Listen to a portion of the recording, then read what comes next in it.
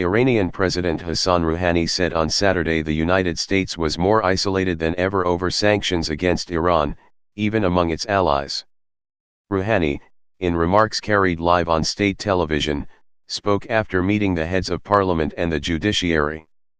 He appeared to be trying to ease popular concerns fueled by U.S. President Donald Trump's decision to withdraw from world powers' 2015 deal with Iran on its nuclear program. The likely return of U.S. economic sanctions has triggered a rapid fall of Iran's currency and protests by bazaar traders usually loyal to the Islamist rulers. Today, we are in conditions in which the United States is more isolated than ever over the sanctions issue.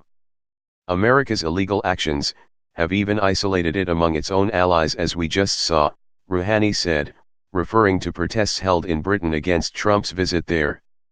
The government pledges to the people that there will be no problems for the country in terms of energy, transportation, basic goods, and production, Rouhani said.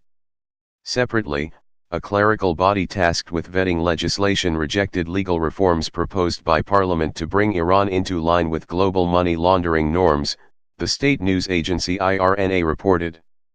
The Guardian Council ruled that, based on Iran's constitution, such legal amendments should be proposed by the judiciary and not Parliament, IRNA said.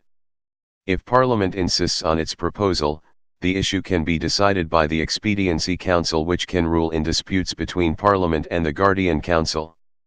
Iran has been trying to implement standards set by the Financial Action Task Force, a global group of government anti-money laundering and counter-financing of terrorism regimes, in the hope it will be removed from a blacklist that makes some foreign investors reluctant to deal with it.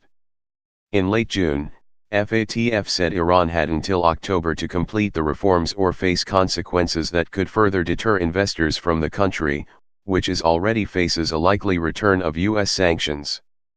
Hardliners in Parliament have opposed passing legislation towards compliance with FATF standards, arguing it could hamper Iranian financial support for allies such as Lebanon's Hezbollah, which the United States has classified as a terrorist organization. Supreme Leader Ayatollah Ali Khamenei said in June Parliament should pass legislation to combat money laundering according to its own criteria. Khamenei's advice makes it less likely that Parliament would use FATF criteria.